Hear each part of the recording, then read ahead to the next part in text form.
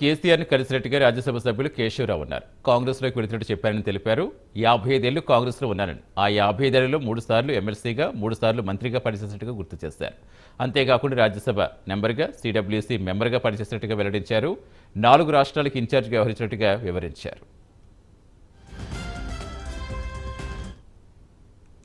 నిన్న నేను కేసీఆర్ గారిని కలవడం నిజం. ఎందుకంటే నేను పార్టీ మార్చి 55 ఏళ్ళు నేను కాంగ్రెస్ ఉన్నా. 55 ఏళ్ళు. ఇప్పుడు నా ఏజ్ 85. 85 ఉన్న నేను 55 ఏళ్ళు కాంగ్రెస్ ఉంటే అంటే నా కాంగ్రెస్ ఏమి చేయాలి, దేశంలో కూడా ఏ కాంగ్రెస్ మ్యాన్కి కూడా ఇవన్నీ పోస్టులు నాకు ఇచ్చి నన్ను 2 సార్లు ఎమ్మెల్సీ చేసి, 3 సార్లు మినిస్టర్ చేసి, లెజిస్లేటివ్ కౌన్సిల్ చైర్మన్ చేసి, అర్థమైందండి. ఆయన తాత రాజ్యసభ మెంబర్ చేసి, సిడబ్ల్యూసి మెంబర్ చేసి, 4 స్టేట్లకు ఇన్ఛార్జ్, ఎప్పటికీ 1, 2 స్టేట్లకు ఇన్ఛార్జ్ ఉంటాం, 4 స్టేట్లకు ఇన్ఛార్జ్ ఇచ్చి కూడా నాకు పోస్ట్ ఇచ్చిండ్రు. My loyalty can never be discounted. So Indira Gandhi గారు ఉన్నప్పుడే నేను మినిస్టర్గా జాయిన్ అయ్యాను ఇక్కడ, ఫస్ట్ ఎడ్యుకేషన్ మినిస్టర్గా.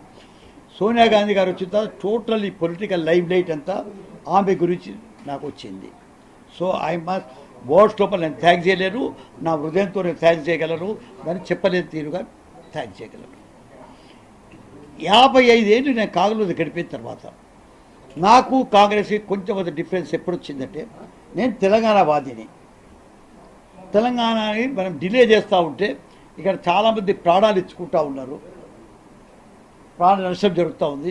మనం ఏమైనా త్వరగా చేయాలని చిదంబరం గారు కానీ నేను కానీ 8th నాడు రెజల్యూషన్ పాస్ చేసినప్పుడు నేను, రాహుల్ గాంధీ, వెంకటస్వామి, చిదంబరం గారు ఉన్నప్పుడు 8th డిసెంబర్కి వచ్చింది.